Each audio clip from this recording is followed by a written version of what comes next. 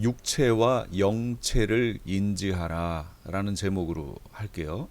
무슨 얘기냐면 데살로니가전서 5장 23절 평강의 하나님이 친히 너희를 온전히 거룩하게 하시고 또 너희의 온 영과 혼과 몸이 우리 주 예수 그리스도께서 강림하실 때에 흠 없게 보존되기를 원하노라. 자, 여기에서 영과 혼과 몸이 우리 주 예수 그리스도께서 강림하실 때 흠없게 보존되기를 원하노라 라고 바울이 데살로니가 교회에 썼어요.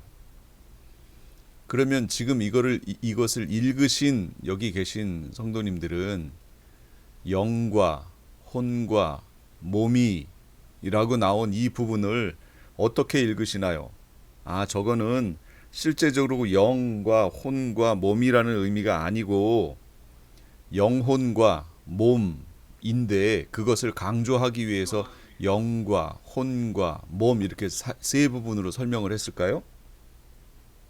아니, 그렇게 보는 거죠. 자, 이 부분을 제가 그랬잖아요. 신학은 진리를 보는 또는 하나님의 말씀을 보는 툴이라고 얘기했잖아요.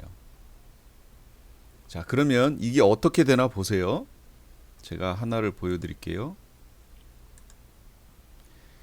이게 그랜드 종합주석이에요. 이 책이 지금 여기 나와 있는 게. 그럼 여기에서 지금 이 부분을 어떻게 이게 안 나오는가? 그랜드 종합주석이고 데살로니가전서 5장 부분을 설명한 거예요. 지금 요 구절을 설명한 거예요. 이분설의 견해에 따르면 혼과 영은 서로 동의어이며 혼과 영이 동의어래요. 그러니까 혼이 나와도 영하고 똑같은 거고 영이 나와도 혼하고 똑같다는 얘기예요. 그게 뭐냐면 이분설의 견해가 그렇다는 거지요. 이분설. 이러한 이분설은 어거스틴으로부터 라틴 교회를 거쳐 중세 교회를 지배했던 사상일 뿐 아니라 종교 개혁자들과 현대의 유력한 신학자들도 채택하고 있다. 시작이 언제부터요? 어거스틴부터 하여 이렇게 했다 그 얘기예요. 그 다음에 보세요. 여기 삼분설의 학설로서 초대교회의 교부들에 의하여 전통적으로 지지받던 견해. 셋째는 삼분설인데 이 삼분설은 초대교회 교부들에 의해서 전통적으로 지지받던 견해다. 그런데 이렇게 삼분설로 되어 왔던 것이 흘러가다가 어거스틴 때 와서 어거스틴이 이분설로 설명을 했다. 그래서 인간은 영혼과 육으로 되어 있다 하고 이렇게 이분설로 얘기하는 거예요. 그럼 이렇게 이분설의 입장을 취하게 되면 지금 장로교라든지 뭐 그런 교단들은 전통적으로 이분설을 얘기해요. 우리는 영혼과 육으로 되어 있다. 이렇게 설명해요. 그러면 그렇게 얘기를 하게 되면 오늘 본문을 어떻게 해석하는지를 제가 설명을 드릴게요. 본절에서 혼과 영이 중복되는 것은 인간에게 있어 보다 중요한 영혼적 요소를 바울이 반복적으로 표현하여 강조하려 했던 것으로 보는 것이다. 이렇게 해석한다는 거예요. 이 본 구절을 보면서 영혼적 요소를 바울이 강조하기 위하여 영과 혼과 이렇게 강조했다는 거예요. 여기까지 이해가 되셨죠? 네. 그러니까 결과적으로 지금 현재 대부분의 교회에서 취하고 있는 입장은 인간은 이분설로 되어 있다. 영혼과 육으로 되어 있다. 이렇게 얘기하는 겁니다. 그래서 영이 나와도 혼으로 이해하고 혼이 나와도 영으로 이해하고 이렇게 한다는 거예요. 언제부터요? 누구 때부터? 어거스틴 때부터 그렇게 해왔다는 거죠. 자, 원리를 아는 유익이 있어요. 이게 무슨 얘기냐면 원리를 알면 어떤 유익이 있느냐. 저는 제 전공은 대학에서 전공은 전기입니다. 신학하기 전에 전기를 했어요. 이 전기과에 들어가면 제일 처음에 배우는 거예요. 첫 시간에 전기 이론 시간에 배우는 거예요. 오음의 법칙이라는 걸 배웁니다. 간단해요. 오음의 법칙이 어떻게 되냐면 전압은 전류 곱하기 저항이다 이렇게 얘기해요. 이게 오음의 법칙이에요. 지금 우리가 여기서 전기를 쓰고 있는 이 가정에서 쓰고 있는 전기의 모든 것은 이 법칙에 의하여 계산되어졌고 사용하고 있는 거예요. 제가 예를 들어 볼게요. 자, 여기 미국은 110볼트지요. 한국은 220인데 여기는 110볼트를 써요. 그 다음에 우리가 쓰는 전기 기계는, 전기 제품들은 다 저항을 갖고 있어요. 계산하기 편하게 이렇게 할게요. 전압이 100볼트라고 할게요. 100볼트. 근데 저항이 15ohm이에요. 그러면 그때 흐르는 전류는 몇일까요? 1500. 아니죠. 10A겠죠. 10A. 10 곱하기 10 해야 100이 될 거 아니에요. 그렇죠? 그럼 그때 저항을 2분의 1로 줄였어요.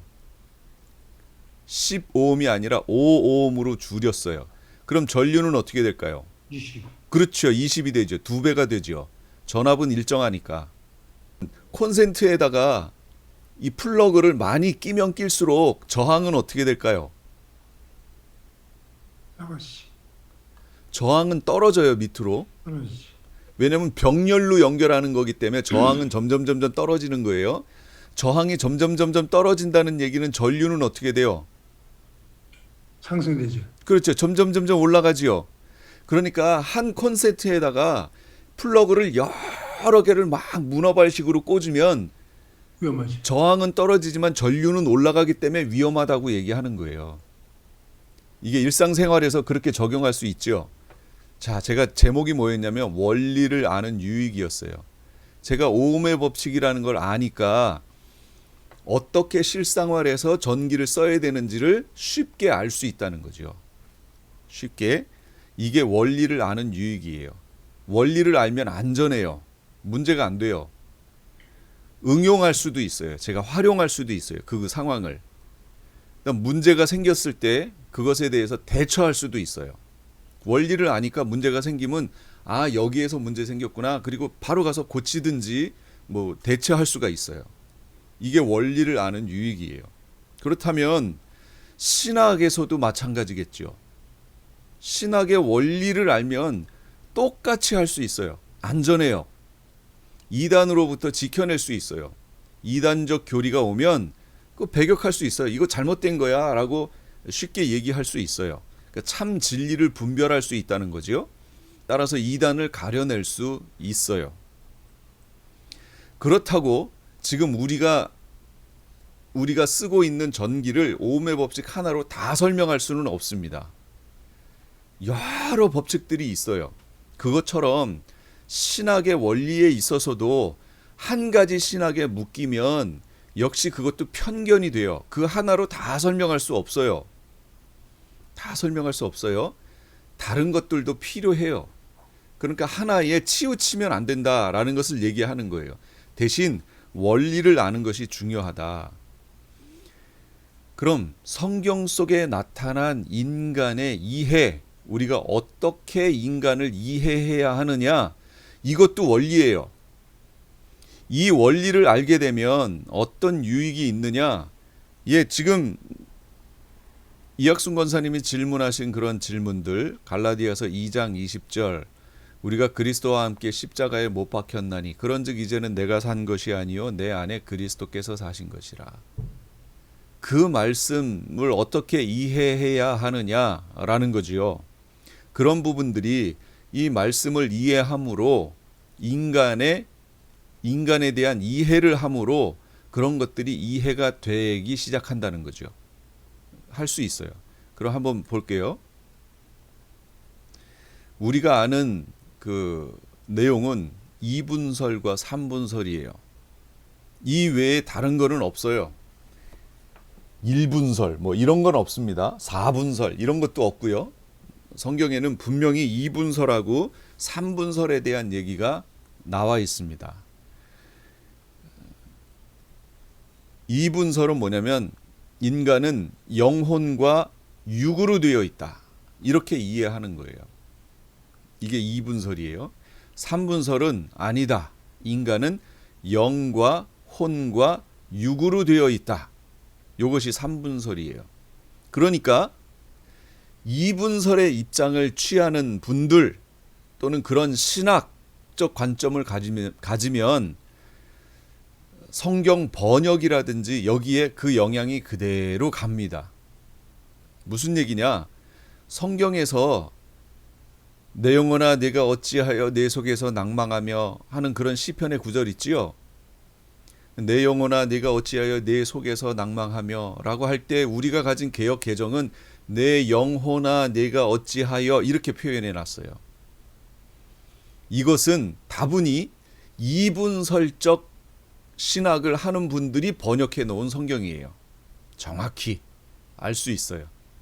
그러면 삼분설적인 관점으로 그 성경을 번역하면 어떻게 되냐면요. 내 혼아 내가 어찌하여 내 속에서 불안하며 이렇게 번역됩니다. 실제로 원어 헬라어 원어는 거기가 내 혼아 이렇게 돼 있어요. 그런데 아까도 보셨죠? 주석에서 혼과 영은 동의어다. 그래서 혼이 나와도 영혼으로 번역하고 영이 나와도 영혼으로 번역하는 거예요. 누가요? 이분설을 주장하는 분들이. 그런데 지금 우리가 가지고 있는 성경은 이 이분설적 관점을 갖고 있는 분들이 번역한 성경이에요. 그러다 보니 성경 전체 속에 다 영혼으로 번역해 놨어요. 그래서 우리가 지금 읽는데 영혼으로 읽게 되는 거예요. 그러다 보니 이게 분명히 영과 혼 따로 되어 있는 것을 우리 성경에서 다 영혼으로 해 놓으니 읽는 사람들은 자연스럽게 어떻게 교육을 받을까요? 아, 우리 몸은 영혼과 육으로 되어 있구나 하고 이분설로 이해하는 거예요. 이렇게 하지 말고 성경에 있는 대로 번역을 해놨었으면 사람들이 삼분설에 대해서도 생각할 여지가 남아 있었겠지요. 그런데 그런 여지마저도 없애버렸어요.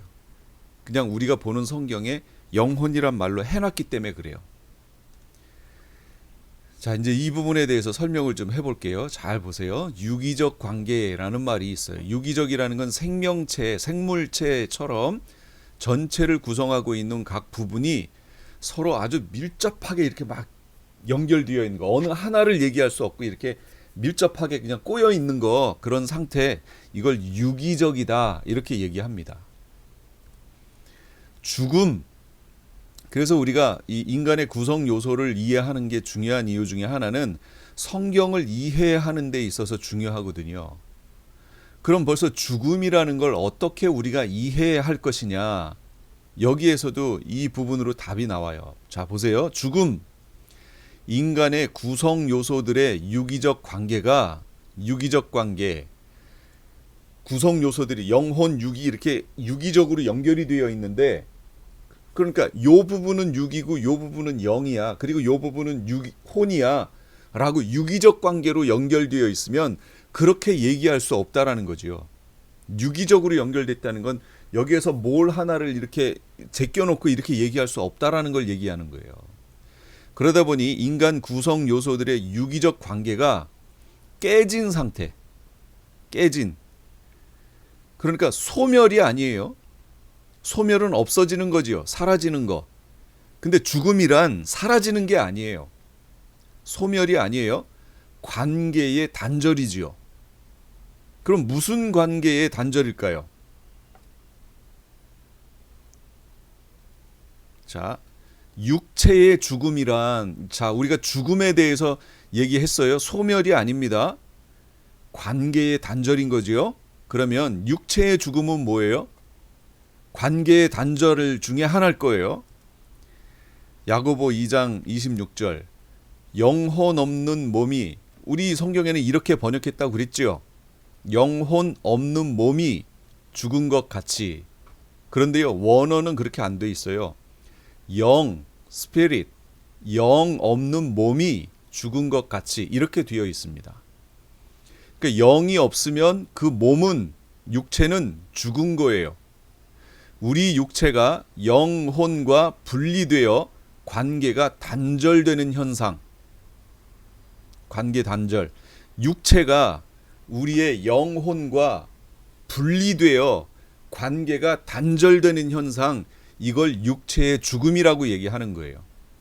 그런데 예수님이 한평 강도에게 뭐라고 얘기하셨냐면, 네가 오늘 나와 함께 낙원에 있으리라 라고 얘기하시면서 그 혼이 떠나가시니라 이렇게 써놨어요.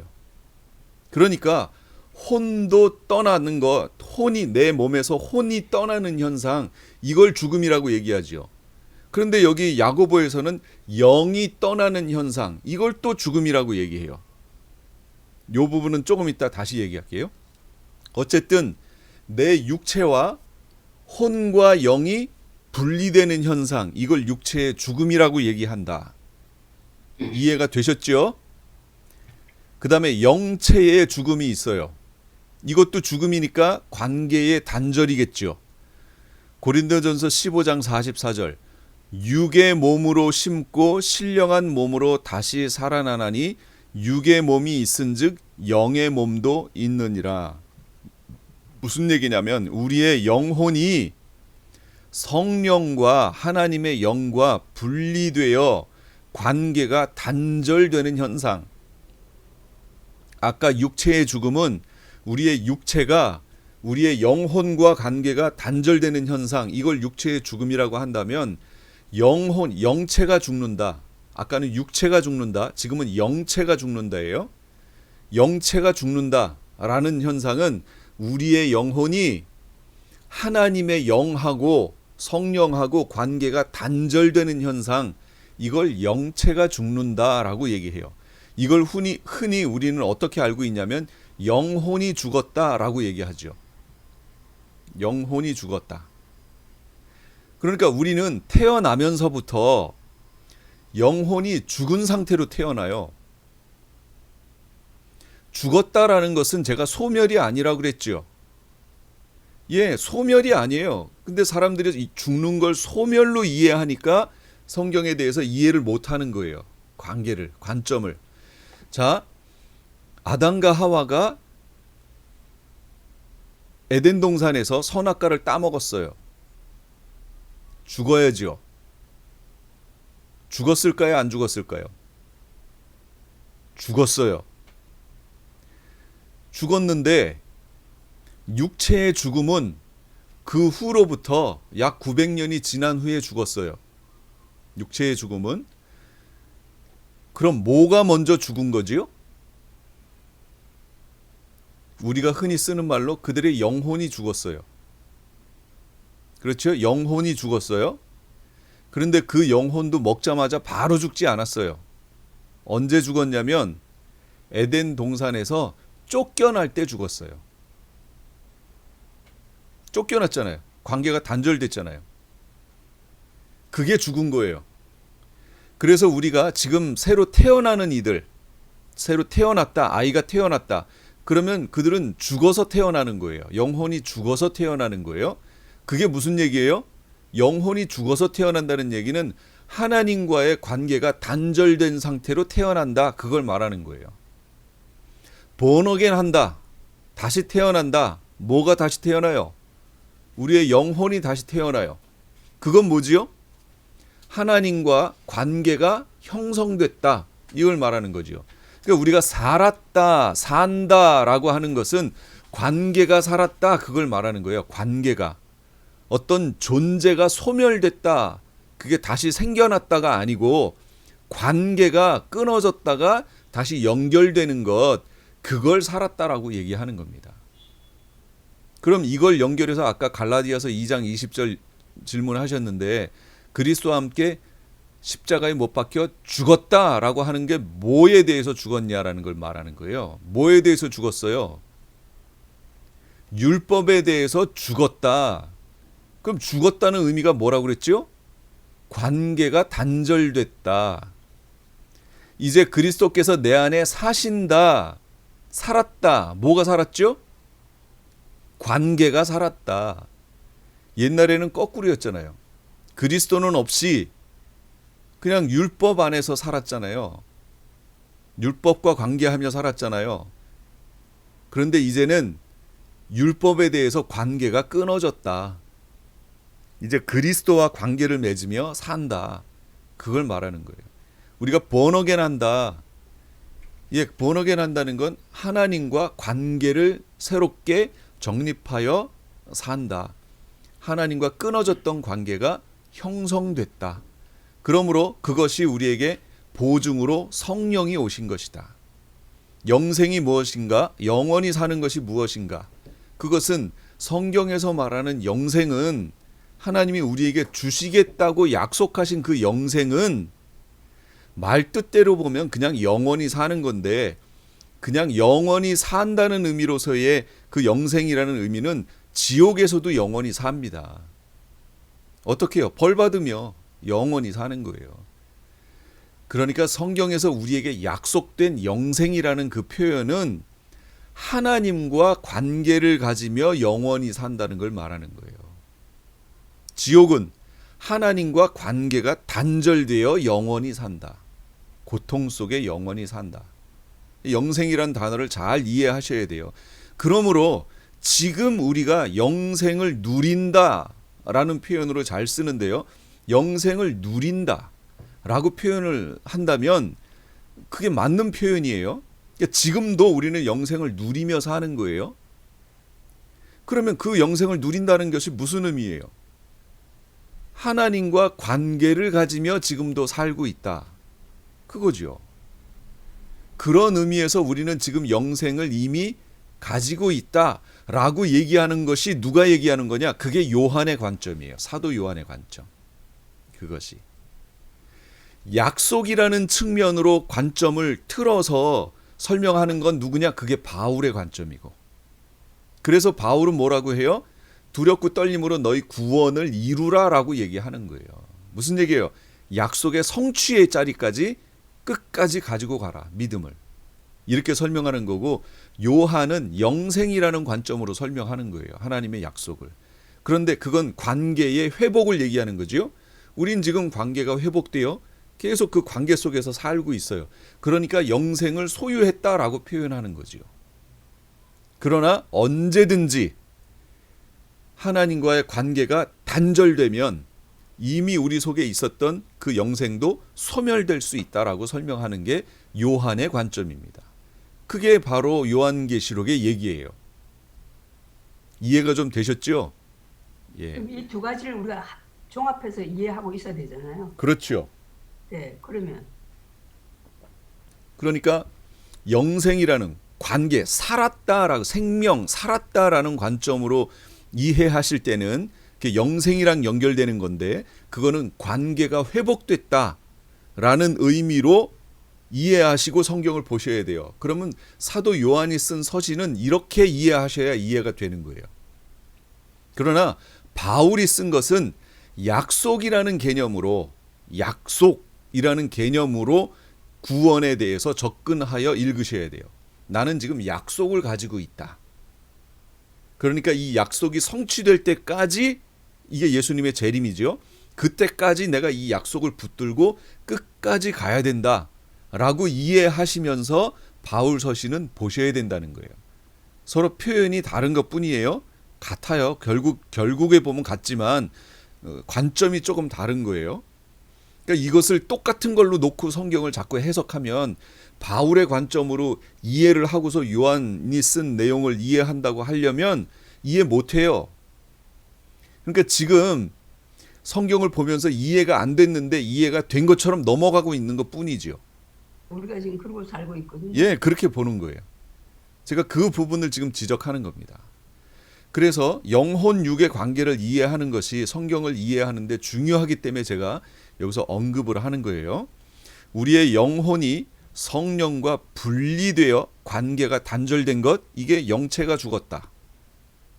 그러나 관계가 다시 회복되는 것, 그게 영혼이 살았다. 영체가 살았다라고 얘기하는 겁니다. 창세기 우리의 형상을 따라 우리의 모양대로 우리가 사람을 만들고 그러셔서 하나님의 형상대로 사람을 만드셨어요. 그러면 이 하나님의 형상이 뭔지를 볼게요. 고린도후서 4장 4절. 그리스도는 하나님의 형상이니라. 그리스도가 하나님의 형상이군요.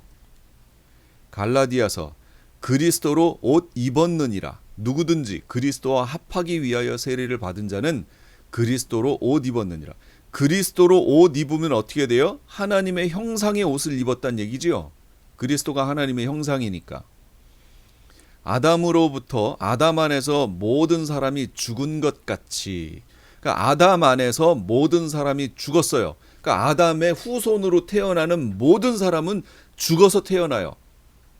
죽어서 태어난다. 사생하다. 뭐 그런 얘기인가요? 육체는 살아 있으되 그의 영혼은, 영체는 죽어서 태어나는 거예요. 자, 죽음이 뭐라고 그랬죠? 관계가 단절되는 것. 그러니까 아담 안에서 모든 사람이 하나님과의 관계가 단절되어 태어난다. 그걸 말하는 거죠. 영체가 죽은 상태로 태어나요. 여기까지는 다 이해를 하실 거예요. 그리스도 안에서 모든 사람이 삶을 얻으리라. 목사님. 예. 죄송해요, 중간에. 네. 근데 잠깐 컨퓨즈한 게 영체가 죽었다고 말씀하셨잖아요. 근데 또 영혼이 죽어서 태어난다고 말씀하시니까 같은 좀 말이에요. 헛갈려요. 그럼 혼도 그러니까 이렇게 얘기할게요. 그냥 제가 쓰려고 했던 말로 그냥 쓸게요. 왜냐하면 여기 계신 분들은 영혼이라는 말을 주로 들으셨기 때문에 제가 그 부분으로 이해를 하시게 하려고 영혼이라는 말을 썼다가 또 영체라는 말을 썼던 거거든요. 그런데 그러면 제가 그냥 제가 쓰고 싶은 단어로 그냥 쓸게요. 네, 영체가 죽은 거예요. 영체를 또 설명을 할게요. 그러면 지금 우리가 성경을 볼 때 가만히 있어봐. 영어 성경은 그냥 스피릿이나 소울로 따로 나왔을 것 같아요. 제 생각에. 많은 경우에 그렇게 따로 나와 있어요. 따로 나와 있죠. 많은 경우에. 왜냐하면 영어에서는 영과 혼을 같이 묶어서 얘기할 단어가 없잖아요. 유니스 집사님, 네, 영어에서 영혼을 같이 묶어서 얘기하는 단어가 있나요? 없어요. 없지요. 그냥 스피릿 아니면 소울이지요. 네, 그러니까 제가 얘기하는 거예요. 지금 우리 성경으로 번역된 개역개정은 영혼이라는 말로 묶어놨단 말이에요. 그런데 이런 표현은 다른 언어에서는 없어요. 근데 우리는 그렇게 번역된 성경을 어려서부터 당연시 읽었기 때문에 그게 당연하다고 자꾸 생각하는 거예요. 그런데 영혼이라는 말은 없다는 거죠. 그건 합성어예요. 소울과 스피릿의 합성어예요. 그래서 제가 여기서 지금 그러면 이제 정확히 할게요. 네. 영체가 죽어서 태어나는 거예요. 영체가. 그럼 여기 계신 분들이 영체? 그러실 수 있죠. 영체가 뭐야? 육체는 들어봤어도 영체는 들어본 적이 없는데 그러실 거예요. 그럼 그 문제는 조금 이따가 해결하도록 하고요. 어쨌든 아담 안에서 모든 사람이 죽어서 태어나는 것은 뭐가 죽어서 태어나는 거냐면 영체가 죽어서 태어나는 거예요. 그러면 영체가 죽어서 태어난다고 할 때 그 죽음을 소멸이라든지 없다라든지 이런 것으로 이해하시면 안 된다고 제가 설명하는 거예요. 죽음은 없는 게 아니고 관계가 깨진 거예요. 여러분, 제 영체가 죽었다고 하여 제 영체가 아무것도 안 하나요? 기능을 못 하나요? 존재 자체가 없어요? 문제도 있죠. 존재가 있어요. 가지고 태어나는 거예요. 아담이 선악과를 따먹은 후에 그의 영체가 죽었는데 그 영체가 죽었다라는 것은 하나님하고의 관계가 단절됐다라는 말이지 그 영이 죽었다는 걸, 그러니까 영이 사라졌다라는 것을 말하는 게 아니에요. 그러니까 지금 여기에 넌 크리스찬들, 예수 믿지 않는 사람들, 그들은 다 영체가 죽은 사람들이에요. 현재. 그러나 그 영이 기능을 안 하느냐? 아니요. 기능을 여전히 해요. 영으로서 해야 될 기능을 여전히 하고 있어요. 하나님하고 관계가 단절됐을 뿐이에요. 그 관계를 이어주는 것, 그 관계가 회복되는 것, 그걸 우리가 전도한다고 얘기하는 것이고 그걸 본어겐 했다고 얘기하는 거예요. 회복되는 걸. 자, 그러면 아담 안에서 모든 사람이 죽었지만 그리스도 안에서 모든 사람이 삶을 얻는 거예요. 사는 거예요. 그리스도 안에서. 왜냐하면 관계가 형성되니까. 이제 그런 길을 그리스도께서 열어주셨다라는 거죠. 이렇게 살 수 있는. 하나님의 영이 우리와 함께 하시는, 관계가 회복되는 이 길을 그리스도께서 열어주셨다. 그는 허물과 죄로 죽었던 너희를 살리셨도다.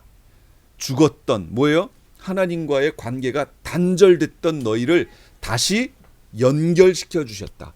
회복시켜 주셨다. 관계를. 로마서 8장 29절, 하나님이 미리 아신 자들로, 미리 아신 자들이란 표현이 뭐냐면 이걸 예지라고 얘기하는 겁니다. 신학적 용어로. 예지, 미리 아셨다.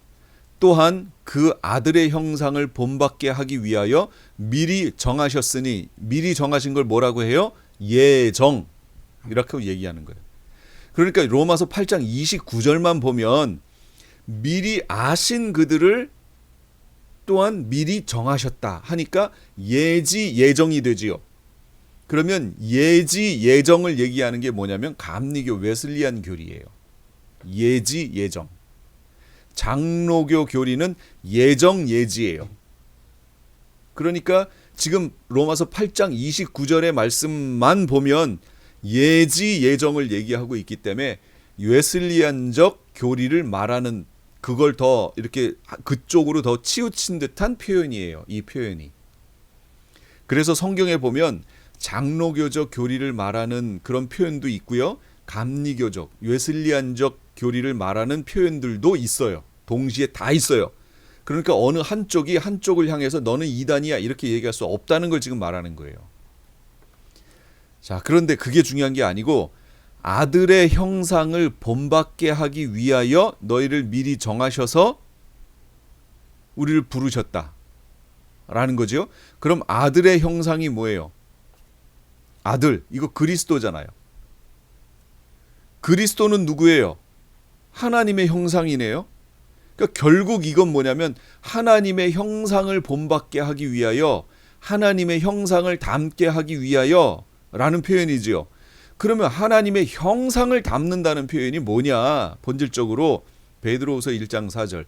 그러므로 그 보배롭고 지극히 큰 약속을 우리에게 주사, 약속을 우리에게 주사, 이 약속으로 말미암아 너희가 정욕 때문에 세상에서 썩어질 것을 피하여, 세상에서 썩어질 것을 무엇 때문에 피해요?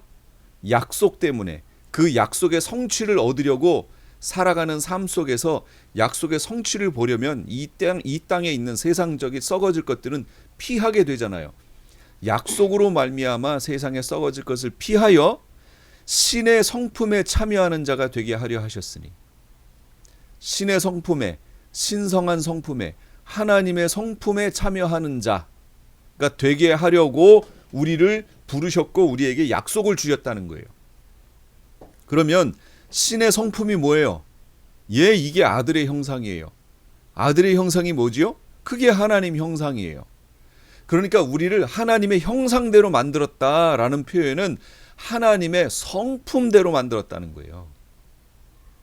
하나님의 성품, 하나님의 성향, 이것이 우리 속에 비춰졌다는 거죠. 우리의 영체 속에 이것이 하나님의 성품이 들어와 있다. 하나님은 영이시니, 하나님은 육체가 없어요. 하나님은 영이시니 그 하나님의 영성이, 영의 성향이 우리 인간의 영의 성향이 되게끔 우리를 만드셨는데, 처음에는. 그런데 이것이 어떻게 됐어요? 관계가 깨짐으로 인하여 우리의 영의 성향이, 영성이 하나님의 영성에, 하나님의 성품에, 하나님의 형상에서 벗어나 버렸어요. 떨어져 나와 버렸어요. 그러다 보니 우리가 원래 하나님과 가까이 있어야 이 하나님의 형상이 나에게 계속 머물러 있는데, 마치 모세가 시나산에서 하나님과 40일 동안 대면하여 있는 것으로 인하여 모세의 형상이 어떻게 됐죠? 광채가 났어요. 하나님의 형상과 가까이 있으면 하나님의 형상화되게 돼 있어요. 우리가 그렇게 만들어졌는데 처음에는 그랬어요. 그러니까 처음에 최초의 아담은 아마도 그의 형상이, 육체적 형상까지도 하나님의 형상을 닮았을 거라고요. 그런데 이게 관계가 선악과 사건을 통해 관계가 단절됨으로 인하여서 그 영체가 하나님과의 관계가 끊어졌어요. 그로 말미암아 에덴에서 쫓겨나고 이 땅에 머물러 사는 동안에 그의 영체가 변질되어 버렸어요. 죄성이, 하나님의 영성에 물들어야 되는데 죄성에 물들어 버렸어요. 우리의 영이. 그래서 우리의 영체가 죄의 성향을 갖게 된 거예요. 죄성이 들어와 버렸어요. 이해가 되셨죠? 여기까지 표현이요. 이렇게 되다 보니까 원래 하나님이 우리를 만드신 목적하고는 전혀 상관없이 돼버리잖아요. 그런데 말라기서에 하나님께서 하나님은 영이 많으실지라도, 하나님은 영이 유여하실지라도 어찌하여 하나만 만드셨느냐? 경건한 자손을 얻고자 하심이라 그랬잖아요. 경건한 자손이란 표현이 결국 뭐냐면 신의 성품, 하나님의 형상이 회복된 자를 말하는 거예요. 그걸 얻으려고 영을 하나를 주셔서 아담을 통하여 대표와 연합의 원리에 의하여 우리가 원죄로 인한 타락의 자리에 들어가게 됐죠. 예전에 이거 생각나시나요? 어거스틴과 펠라기우스의 논쟁 속에서 펠라기우스는 이 원죄의 영향이 사람들에게 없다라고 얘기한다고 그랬잖아요. 원죄의 영향이 사람들에게는 없다. 여러분 진짜 없나요? 있어요. 여기 성경에서 아까도 얘기했잖아요. 태어나면서부터 우리는 다 변질되어 태어나잖아요. 죽어서 태어나잖아요. 왜 죽어서 태어나지요? 원죄의 영향이 있으니까 죽어서 태어나지요. 그러니까 펠라기우스의 얘기는 성경적이지 않다라는 표현이 맞아요. 그건 맞아요. 그러나 알미니안적 관점이 성경적이지 않다 하면 그건 또 약간 문제가 좀 달라요. 알미니안은 펠라기우스가 말하는 인간의 자유의지를 얘기하긴 했지만 펠라기우스는 완전히 극으로 간 거고, 손이 안 나와 이렇게. 이게 아칼빈주의라면 이게 어거스틴이라면 요건 펠라기우스. 알미니아는 여기예요. 여기.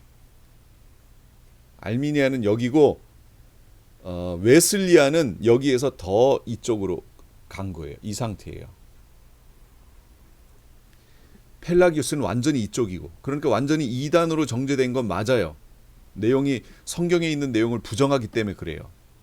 그러나 그 속에서도 우리가 배울 것들이 있어요. 자유의지라는 부분들. 그러나 어찌됐건 이런 상황에서 하나님이 우리를 다시 불러서 예수 그리스도를 통하여 관계를 다시 갖게 하시고, 지금 현 상황에서 성령을 통하여 우리가 유기적인 관계를 하나님과 갖게 하셨어요. 성령이 우리를 이끌어 가세요.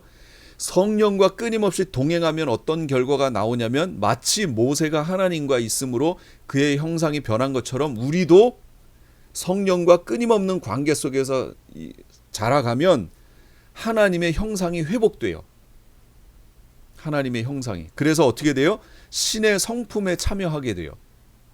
신의 성품이, 하나님의 성품이, 하나님의 형상이 내 속에서 다시 회복되어져요. 되어지는 거예요. 완벽하게 회복되지 않습니다. 이 땅에서는. 왜냐하면 죄성이 있기 때문에, 여전히 우리 속엔 죄성이 있기 때문이에요. 자, 그렇다면 영혼 육의 관계에 대해서 다시 한번 볼게요. 영, 구약과 신약에서 이 영을 표현하는 단어가 있어요. 구약에서는 루아흐라고 얘기해요. 신약에서는 푸뉴마 이렇게 얘기하고, 혼에 대한 단어는 구약에선 네페시라고 얘기하고 신약에선 푸시케 이렇게 얘기해요. 육체는 구약에선 바사르라고 얘기하고 신약에선 사락스라고 얘기합니다. 그런데 소마라는 얘기도 있어요. 근데 이 소마는 육체라는 표현도 들어가고 이 소마는 무슨 의미냐면 몸이란 표현이에요. 몸, body라는 표현이에요. 요거는 조금 이따가 다시 한번 나오면 그때 얘기할게요. 자, 구약에서 히브리어도 영을 표현하는 단어가 루아흐라는 말이 있고 혼을 표현하는 말도 네페시가 있고 육을 바사르라고 얘기하고 신약에서도 영을 푸뉴마, 혼을 푸시케, 육을 사락스라고 얘기해요. 우리말도 영은 영이고 혼은 혼이고 육은 육이에요. 영어도 영을 뭐라고 그래요?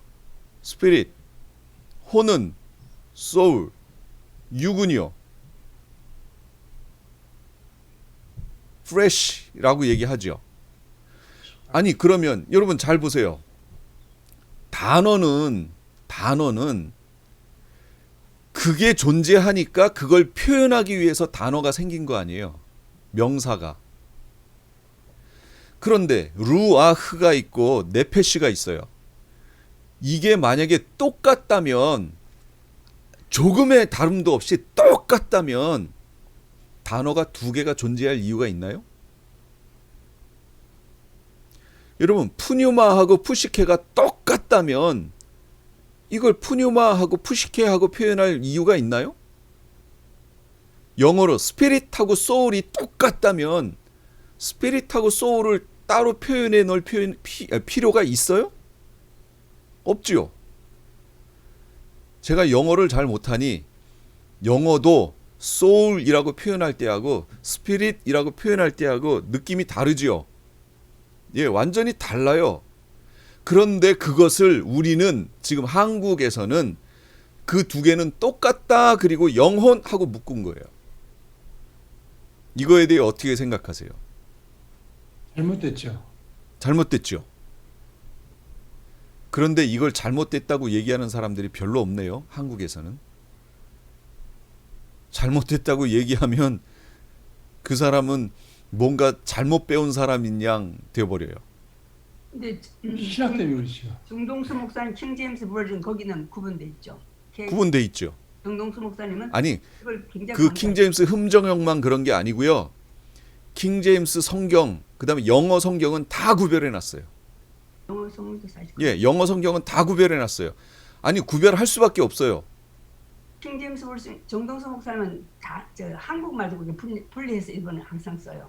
예, 맞아요. 그분도 해놨고 킹제임스 성경도 다 구별해 놨어요. 우리말로 한글 킹제임스 성경도 구별해 놨고 킹제임스 성경이 하나가 아니에요. 지금 정동수 목사님이 얘기한 그거는 거기는 세대주의적 전천년 관점이에요. 예, 거기서 번역한 그거는 킹제임스 흠정역이라고 불러요. 말고 말씀 보존학회에서 번역해 놓은 거 그것도 한글 킹제임스라고 얘기해요. 하여튼 거기는 다 영과 혼을 분리해서 우리말로 번역해 놨어요. 근데 실제 영어 성경은 다 분리돼 있어요. 분리될 수밖에 없는 이유가 거기는 영혼을 하나로 묶은 단어가 없기 때문이에요. 스피릿하고 소울이 다 분리되어 있기 때문에 당연히 분리될 수밖에 없어요. 근데 우리말은 혼이라고 나와도 영혼이라고 써놓고 영이라고 나와도 영혼이라고 써놨어요. 그러니까 헷갈리는 거예요. 이 관점을 이해를 못하는 거예요.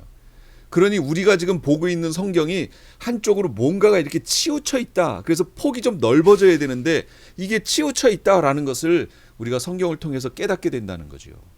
그걸 제가 오늘 설명하려고 하는 거예요. 잠언 20장 27절 사람의 영은 주의 촛불이라 뱃속에 있는 모든 깊은 부분을 살피느니라.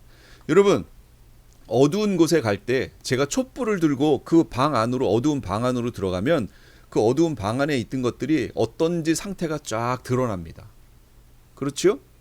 제가 홍천에 예전에 예수전도단 훈련 갔을 때 거기가 홍천 산골이거든요. 완전 최고 그러니까 한국에서 제일 높이 있는 마을이 우리가 있었던 건너편에 있었어요.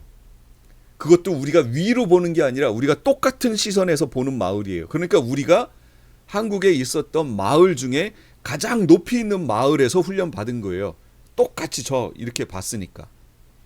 그러다 보니 아침 새벽이 되면요, 장관이 펼쳐집니다. 진짜. 와, 구름들이 이렇게 우리까지 덮어요. 완전히. 그러니까 밑에가 안 보여요. 그러다가 태양이 싹 뜨면요, 이게 싹 거치는데 위아래로 거치는데요, 윗부분에 산이 있거든요. 근데 이 윗부분으로 여기는 허연데 갑자기 저 윗부분에 산 꼭대기가 이렇게 조그맣게 보여요. 환상적이지 않아요? 그런데 밑에 부분도 싹 거치면서 밑에 부분도 보여요. 근데 중간은 허예, 아무것도 안 보여요.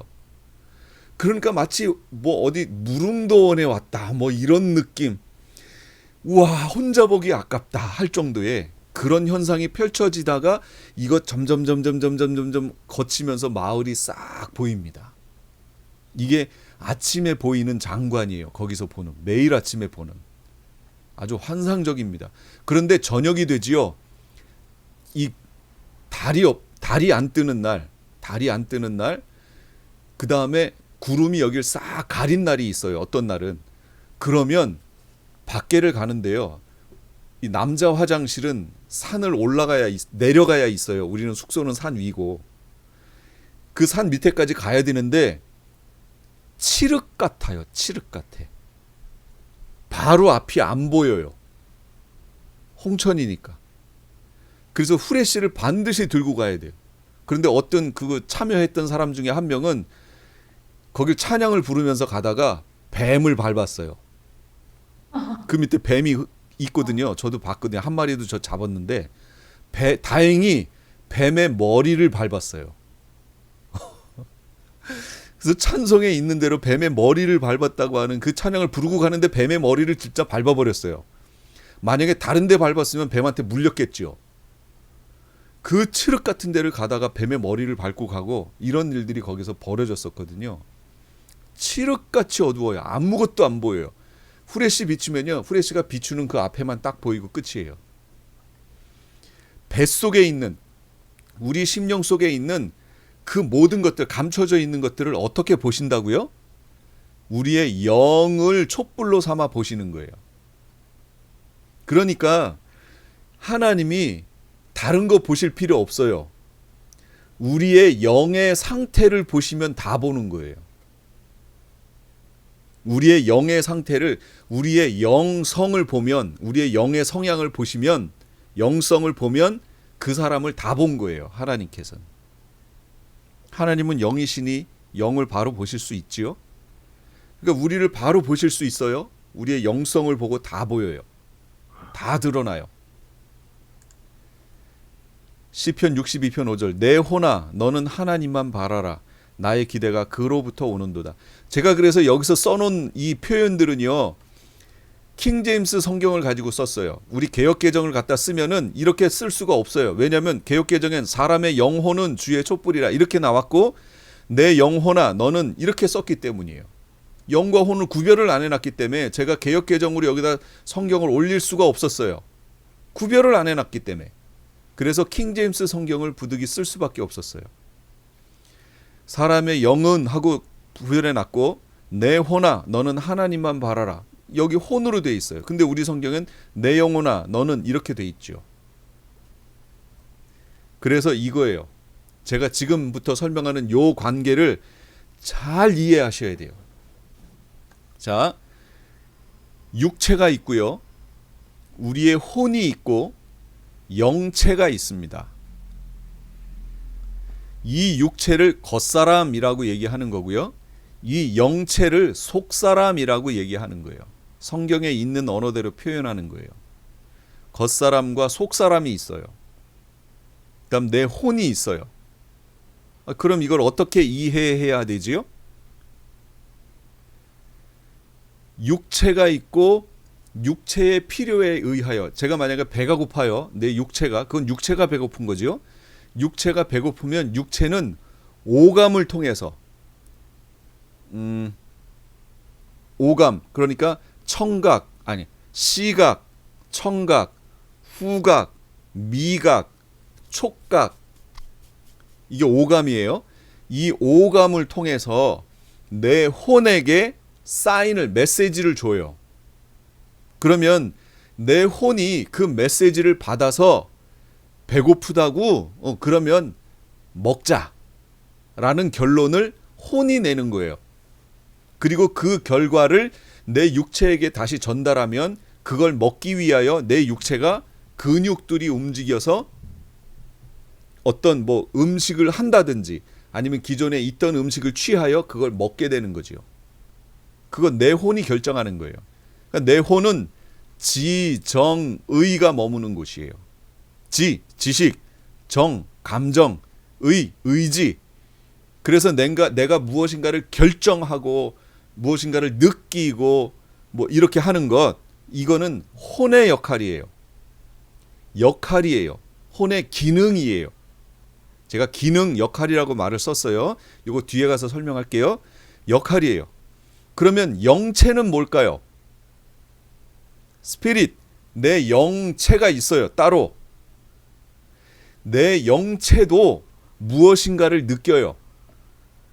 내 육체가 오감을 통해서 감각을 느끼는 것처럼 내 영체의 감각도 있어요. 내 영체는 무엇을 느끼냐면 영을 느껴요. 다시요. 내 영체는 영을 느껴요. 그래서 내 영 주변에 제가 육체를 입고 있지만 제 육체, 제 저라는 사람은 유기적으로 내 영육혼이 연결되어 있다고 그랬잖아요. 내 영도 지금 여기에 있는 거지요. 그런데 우리 주변에는 다른 영도 있어요. 예를 들면 제 와이프가 있어요. 제 아내가 있으면 제 아내는 아내의 영이 따로 있잖아요. 그러니까 육체가 가까이 있지만 제 아내의 영과 저의 영이 가까이 있는 거지요. 그런데 때로는 육체가 없는 영체들도 있어요.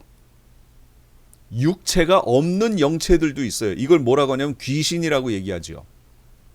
우리 주변에는 육체가 없는 영체들도 있어요. 그게 우리 주변에 있어요.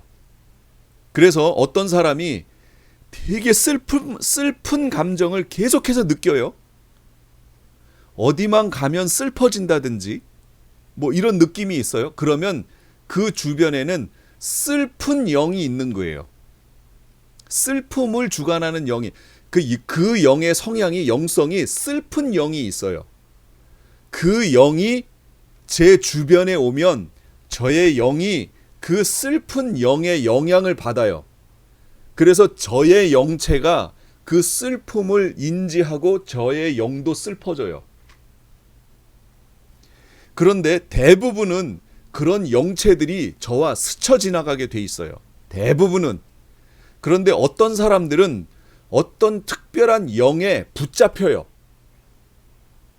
슬픈 영에 붙잡히면 그 사람은 어떻게 되는 거냐면 우울해지는 거예요. 우울해져요. 그래서 뭐에 걸려요? 우울증. 그래서 그 우울증이 두 가지 형태예요. 하나는 우리 육신적 호르몬의 불균형으로 인하여 우울증이 드러나는 사람들이 있어요. 그런 사람들은 약을 먹어야 돼요. 우울증, 그러니까 호르몬 치료를 위한 약을 먹어야 돼요. 그런데 그게 아니고 영적인 슬픈 영에 잡혀서 우울증이 온 사람들이 있어요. 그러면 그 사람들은 대적하여 그 영을 쫓아내야 되는 거예요. 그러면 치유되는 거예요. 우리 육체의 병도 두 종류예요. 어떤 바이러스에 의해서 영향을 받는 거, 육체적 바이러스에 의해 영향을 받는 게 있고, 영체의 영향을 받아 그것에 휘어잡히면 어떤 병적 현상이 나타나는 성향이 있어요. 그래서 그런 경우에는 병명이 잘 안 나타나지요. 병명이 잘 안 나타날 때는 그거는 어떤 영에 잡힌 거예요. 그러면 그런 사람들은 기도함으로 그 영을 쫓아내어 이기는 거예요. 여러분, 무당들이 무당 되기 전에 신병 들린다고 하죠. 신병. 그래서 어디를 가도 병명도 드러나지 않는데 계속 아프고, 그래서 결국은 그 영을 받아들이는, 그래서 이거 받아들이는 구술하고 이래서 무당이 되잖아요. 그 신병 들렸다라는 말이 뭐냐면 그와 관련된 영에 휘어잡혔다는 걸 얘기하는 거예요. 그게 영에 잡힌 거예요. 그런 사람들은 그 영을 쫓아내야 되거든요. 그런데 이런 지식이 없잖아요, 지금. 배운 무당, 학습 무당들이 있고요. 강신 무당들이 있어요. 학습 무당들은 학문적으로 배워서 하는 무당들이에요. 그 사람들에게는 신통력이 없어요. 강신무는 무당들은 더러운 영이 실제로 그 사람에게 임해서 무언가를 하는 무당들을 말하는 거예요. 이 사람들에게는 초자연적인 어떤 현상들이 나타나요, 실제로. 왜냐하면 그 영에 잡혔기 때문에. 그럼 그들과 대적하기 위해서 어떻게 해야 돼요? 영적인 대적을 해야죠. 영적 전쟁을 해야죠. 예수 그리스도께서는 그 모든 것 다 이기십니다. 예수 그리스도의 이름으로 나가면 돼요. 자, 이거는 넘어갈게요. 자, 육에 속한 사람. 육에 속한 사람이 뭐냐? 아까 겉사람 얘기하는 거예요. 겉사람. 고린도전서, 형제들아 내가 너희를 영적인 사람을 대하는 것처럼 말할 수 없어서 육신적인 사람, 육에 속한 사람, 즉 그리스도 안에서 아기들을 대함과 같이 하노라. 그러니까 그리스도 안에 들어와 있지만 그의 혼적인 영향력이 육체적 영향력에 더 민감한 사람. 내 혼이 육체가 있고 영체가 있는데 육체의 어떤 필요에 더 민감하게 반응하는 사람. 이걸 육에 속한 사람이라고 얘기하는 거예요. 육체의 필요에 의하여 배고픔, 어떤 내 눈에 보이는 어떤 영광, 눈에 보이는 뭐라고 해야 돼요? 뭐 단어가 적당한 게 생각이 안 나네. 인생의 자랑이야, 뭐 육체의 자랑거리들, 육체의 자랑거리들, 거기에 마음이 뺏겨 있는 사람들, 크리스찬 중에도 있어요. 실제 있어요. 그런 사람들은 육에 속한 사람들이에요. 육적으로 이 혼이 기울었어요.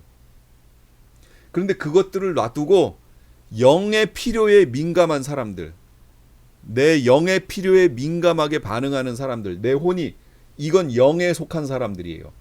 이걸 영에 속한 사람이라고 표현하는 거예요. 그런데 육에 속한 사람들을 신앙적으로 뭐라고 얘기하냐면 그리스도 안에서 아기들이라고 표현하는 거예요. 아기들. 신앙이 아직 열이다.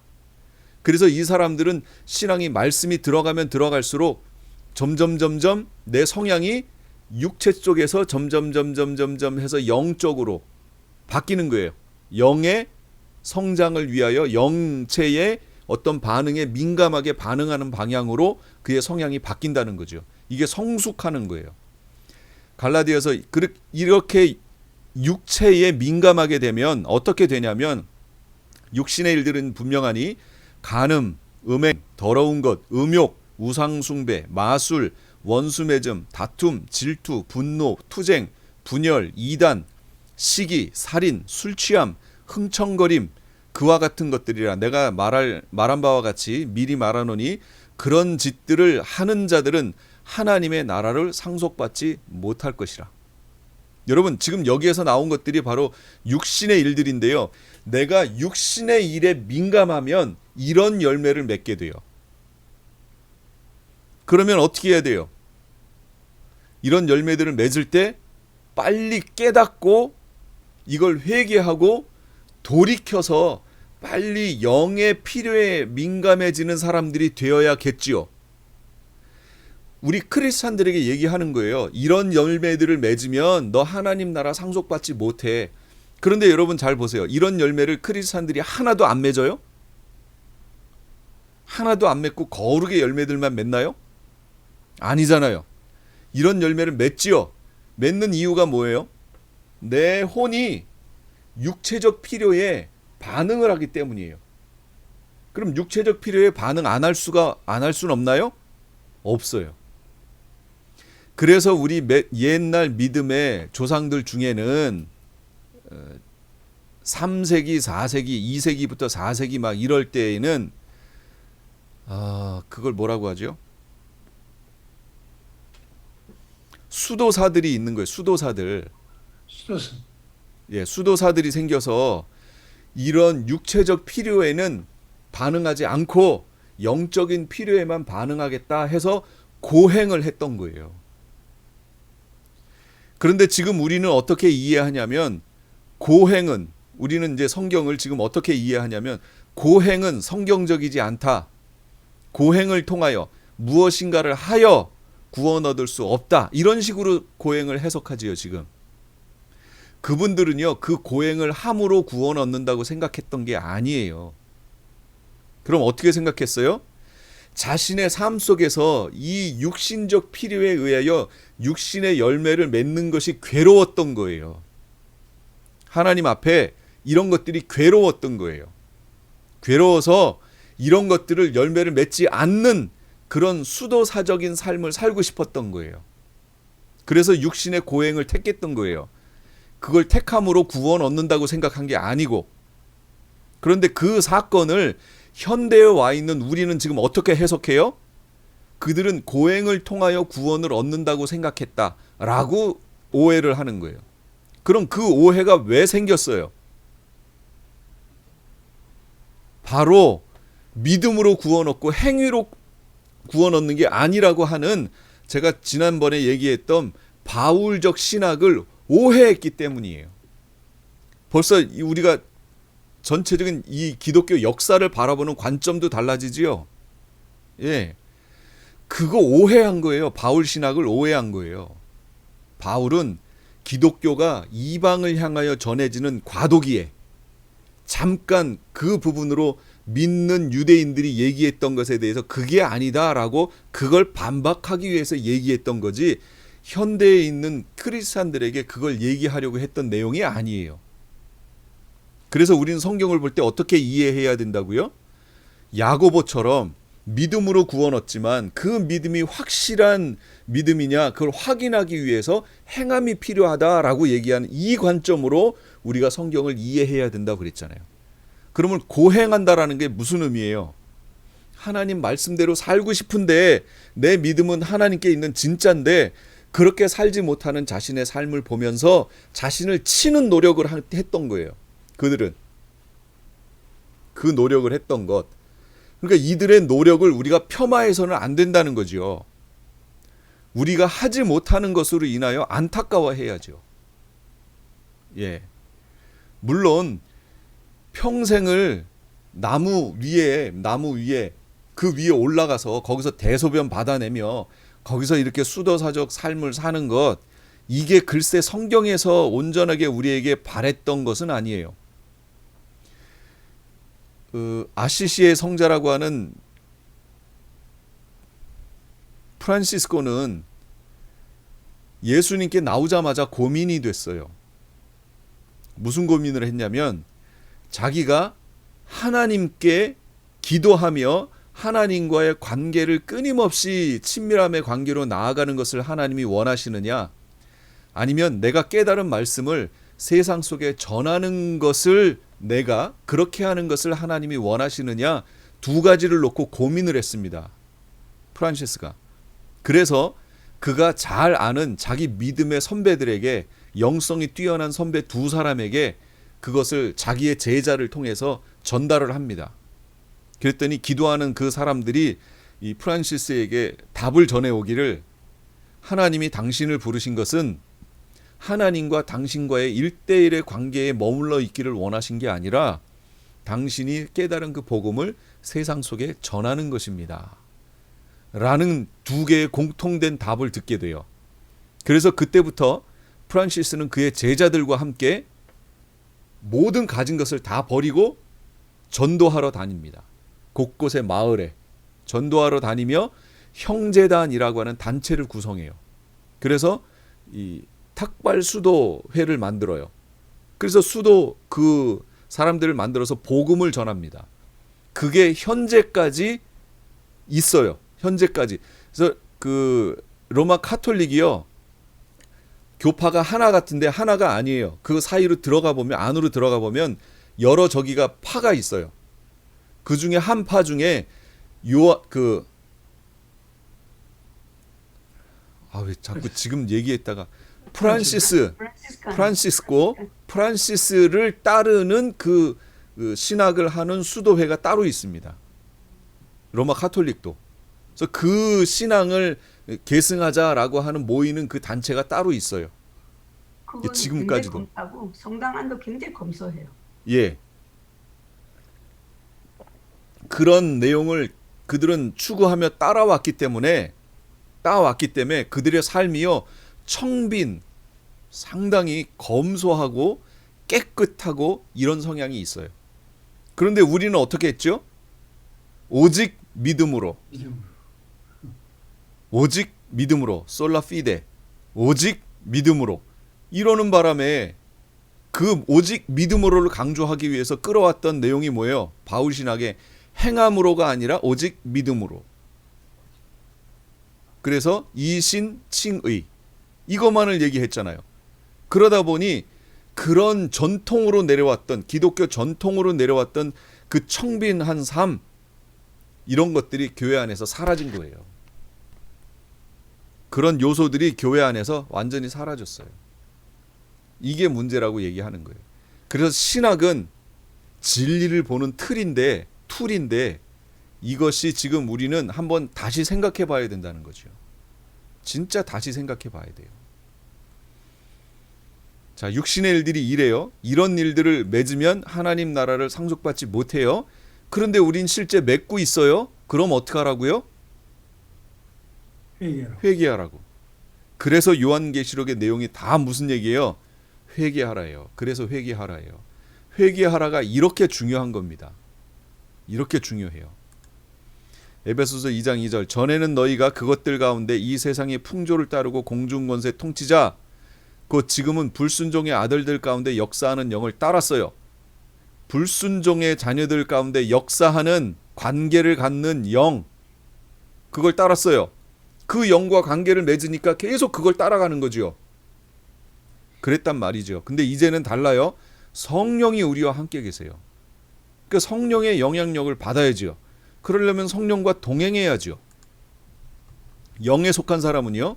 갈라디아 5장 16절 성령 안에서 행하라. 성령 안에서라는 얘기는 성령과 관계를 가지며 행하라. 그걸 말하는 거예요. 그리하면 너희는 육신의 정욕을 이루지 않게 된다. 육신은 성령을 거스려 욕심을 부리고 성령은 육신을 거스르나니 이들은 서로 반목하여 너희가 하고자 하는 것을 하지 못하게 하느니라. 제가 여기서 킹제임스 성경을 인용한 의도가 있습니다. 잠깐요. 그럼 제가 이게 우리가 갖고 있는 개역 개정에서 어떻게 나왔는지 찾아볼게요. 갈라디아 5장 16절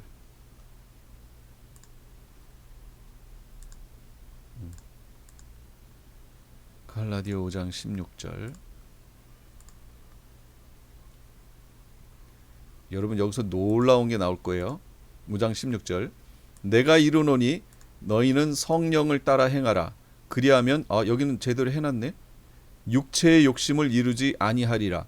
육체의 소욕은 성령을 거스리고 성령의 소욕은 육체를 거스르나니 이 둘이 서로 대적하므로 너희가 원하는 것을 하지 못하게 함이라. 여기서는 제대로 해놨네요. 어디에서 그렇게 나왔던데?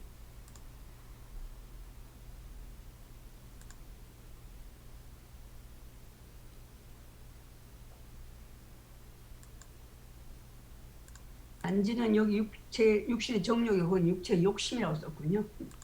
예, 그 뭐 똑같은 말들이니까 제가 이 부분을 어디에서 지금 봤는데 이거를 잘못 번역해 놓은 게 있어가지고 자 여기에서 우리 잘 보세요. 성령 안에서 행하라. 그리하면 너희는 육신의 정욕을 이루지 아니하리라. 아까 우리 보셨던 육체가 있고 영체가 있고 가운데 혼이 있었죠. 자, 이 관점으로 성경을 한번 보세요. 육신은 성령을 거스리고 성령은 육신을 거스린다. 이 말이 맞을까요? 육체는 영체를 거스리고 영체는 육체를 거스리고 이 말이 맞을까요? 우리가 아는 표현으로 할게요. 육신은 영혼을 거스리고 영혼은 육신을 거스리고 어느 게 맞을까요? 육신이 성령 거슬려고 했지. 그렇죠. 여기 있는 성경에서 말한 육신은 성령을 거스리고 성령은 육신을 거스리고가 맞아요. 그게 맞아요. 예를 들면 육신은 영혼을 거스리고 영혼은 육신을 거스리고 이렇게 표현되면 그걸 뭐라고 얘기하냐면 그걸 영지주의라고 얘기하는 거예요. 영지주의는 영은 고상하고 육체는 속되다라고 표현하는 거잖아요. 그러니까 이렇게 표현하면 우리의 영은 언제나 고상하고 육체는 언제나 더럽다. 이런 의미로 이런 전제를 가지고 성경을 보게 되는 거잖아요. 그런데 안 그렇다니까요. 우리의 영도 더러운 영의 영향을 받아서 우리의 영성이 더러워져 있어요. 그렇기 때문에 영지주의적 관점으로 성경을 봐서는 안 된다라는 겁니다. 그래서 영지주의는 이단이에요. 근데 이게 어디 이렇게 표현되어 있는데 그게 나오면 제가 설명할게요. 로마서 8장 5절 육신을 따르는 사람은 육신의 일을 생각하나니 성령을 따르는 사람 로마서 8장 5절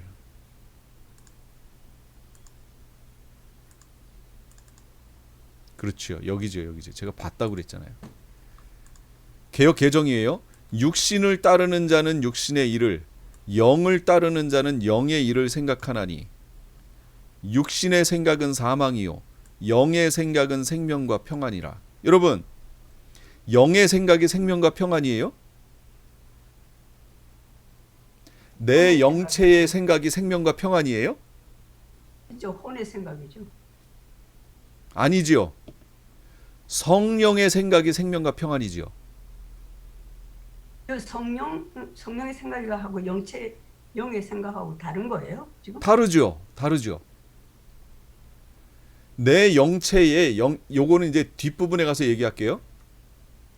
내 영체는 내 영성은 변질되어 있죠. 아담이 죄 지은 이후로 변질되어 있잖아요. 죄성에 물들어 있잖아요. 네. 그런데 내 영체의 생각이 무조건 생명과 평안이에요? 아니지요. 그렇다면 여기서 말하는 영 이건 성령이라고 얘기해야 옳지요. 그치요? 그런데 여기서 영이라고 그냥 번역했단 말이에요. 그러면 이건 무슨 얘기냐면 영지주의적 관점이 아직도 성경 속에 남아있다. 는 것을 말하는 거예요. 그러니까 그 개념을 가지고 이 부분을 읽으면 오해하신다는 거예요. 내 영은 거룩하고 내 육체는 더럽고 이렇게 이해하신다는 거죠. 그러니까 그렇게 이해하시면 안 되는 거예요. 이 부분을 읽더라도 단순한 내 영의 생각이 아니라 이거는 성령의 영향을 받은 그 영성에 의해서 생겨난 생각을 말하는 거예요. 영어 성경은 어떻게 나왔다고요?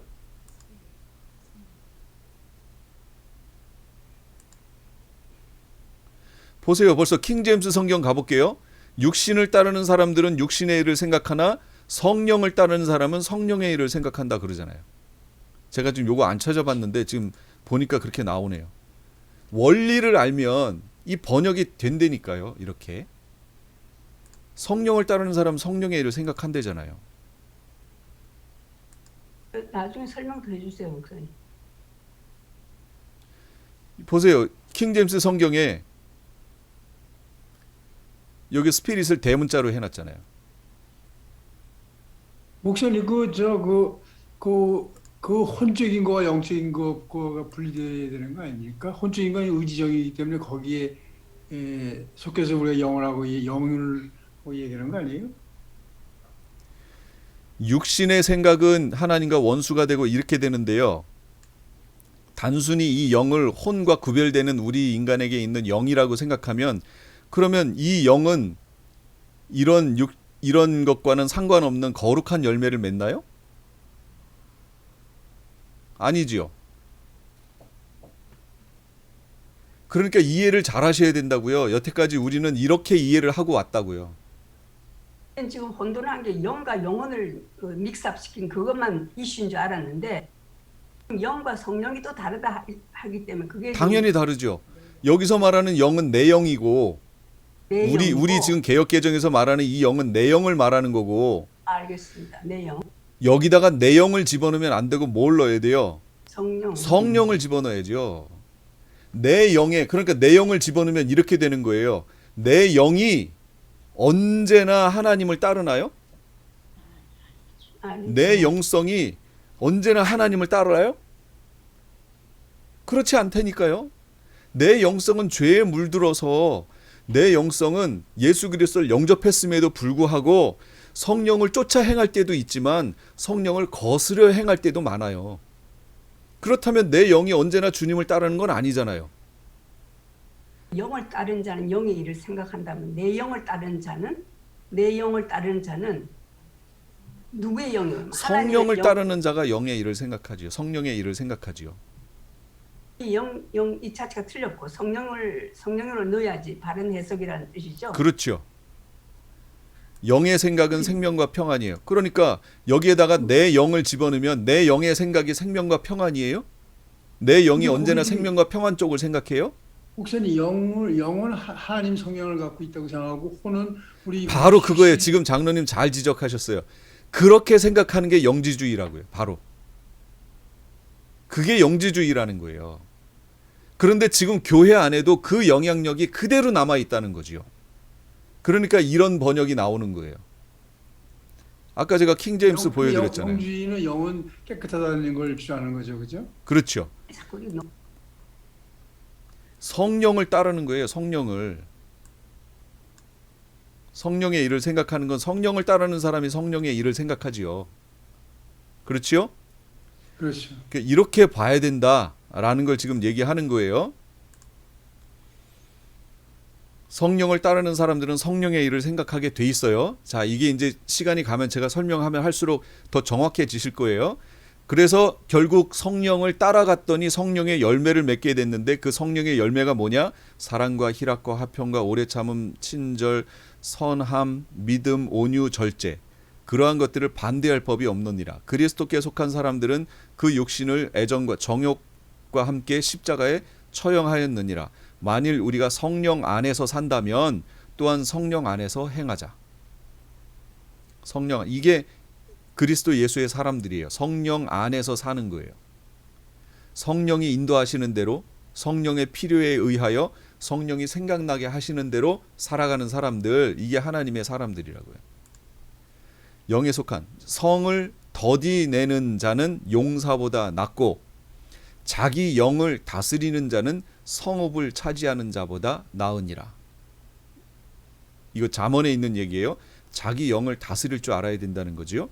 그것이 바로 성을 더디내는 것이다. 노하기를 더디하는 자는 용사보다 낫고 자기 마음을 다스리는 자는 개역 개정에서는 이걸 마음으로 바꿨네요. 킹제임스에서는 영인데 원어 성경 가면 스피릿이에요. 푸뉴마. 결론. 자기 입과 자기 혀를 지키는 자는 누구나 고난에서 자기 혼을 지키느니라. 그래서 내 입과 혀를 지키는 것, 내 육체를 절제하는 것이 내 혼을 지키는 거예요. 보라, 모든 혼들은 내 것이라. 아비의 혼이 그렇듯이 자식의 혼도 내 것이라. 범죄하는 혼은 죽으리라. 다 이렇게 혼이라고 표현했어요. 성경에선. 너희가 성령을 통하여 진리에 순종함으로, 성령을 통하여, 거룩한 영을 통하여 진리에 순종함으로 너희 혼들을 정결하게 하여 가식 없는 형제 사랑에 이르렀으니 순결한 마음으로 서로 뜨겁게 사랑하라. 다시요.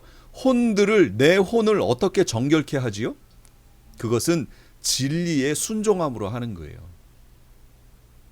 진리에 순종해 나아갈 때 내 혼들이 정결케 돼요. 그러니까 혼의 작용은 그거라고 그랬잖아요. 지정의라고 얘기했잖아요. 내 지식이지요. 지식. 내가 말씀을 볼 때 그것이 처음에는 내 지식으로 내 안에 들어오지요. 내 혼에게 역사하잖아요. 그러면 그 진리에 대해서 내 혼이 의지적으로 결단해서 그 진리를 따르기로 결정하는 순간 내 혼들이 정결케 되기 시작해요. 이 삶이 나에게 계속해서 반복된다면 내 혼은 어떻게 될까요? 계속해서 정결함의 방향으로 성장하겠죠. 내 혼을 정결케 하는 것은 진리에 순종하는 거예요.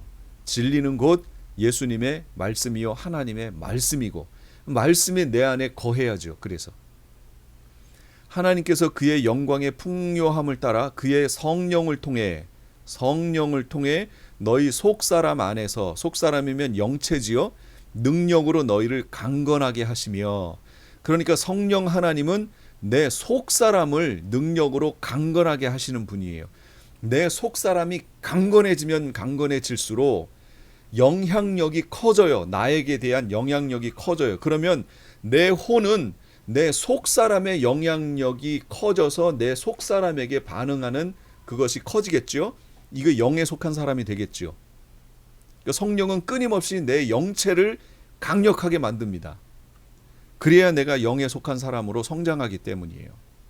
그런데 성령의 작용이, 성령이 역사하심에도 불구하고 내가 자꾸 그 불을 꺼버리면 나는 육에 속한 사람으로 자꾸 성장한다는 거죠. 그러면 몇십 년이 되고 몇백 년이 돼도 신앙생활이 계속해서 육에 속한 사람으로 영적 어린아이에 머물러 있는 거예요. 권사가 되고 장로가 되고 목사가 돼도 내 영적인 필요에 민감하지 않고 육적인 필요에 계속해서 민감하면 그건 영적 어린아이예요. 끊임없이.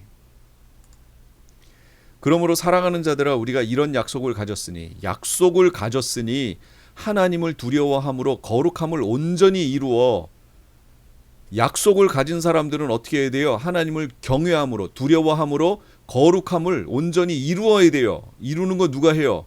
내가. 그럼 이 이루기 위해서 모든 것을 결정하는 거 누가 해요? 내 혼이. 육과 영의 모든 더러움에서, 그랬죠? 결정은 내 혼이 하는데 육과 영의 모든 더러움에서, 육체와 영체의 모든 더러움에서 우리 자신을 깨끗하게 하자. 어떻게 해요? 거룩함을 이루어서. 누가? 내 혼이. 그걸 결정하여 육체와 영체의 더러움에서 나를 온전하게 깨끗하게 해야 돼요. 두 가지 다 해서. 이게 우리가 해야 되는 거라고요. 이 모습이. 로마서 8장 14절, 무릇 하나님의 영으로 인도함을 받는 이들, 하나님의 영, 성령이죠. 거룩한 영으로, 진리의 영으로 인도함을 받는 그들, 그게 곧 하나님의 아들들이에요. 하나님의 아들들은 교회 다니는 이들이 하나님의 아들들이 아니에요. 성경 8장 끼고 여기다가 끼고 이렇게 다니는 사람들이 하나님의 아들들이 아니고 하나님의 영으로 인도함을 받아 사는 사람들, 그들이 하나님의 아들들이라고요. 그럼 하나님의 거룩한 영이 우리의 어디에다가 영향력을 미칠까요? 바로 영체입니다. 영체에 영향력을 미쳐요. 그러면 이 부분에 대해서는 잠시 5분 동안 쉬었다가 그 다음 얘기로 우리가 넘어가도록 하겠습니다. 이제 이 다음 부분 얘기를 하면 지금 여러분이 가지고 계신 약간 혼란스럽고 질문하고 싶고 막 이랬던 부분들도 어느 정도 해결될 거예요. 한 5분만 쉬었다가 우리 다시 보도록 하겠습니다.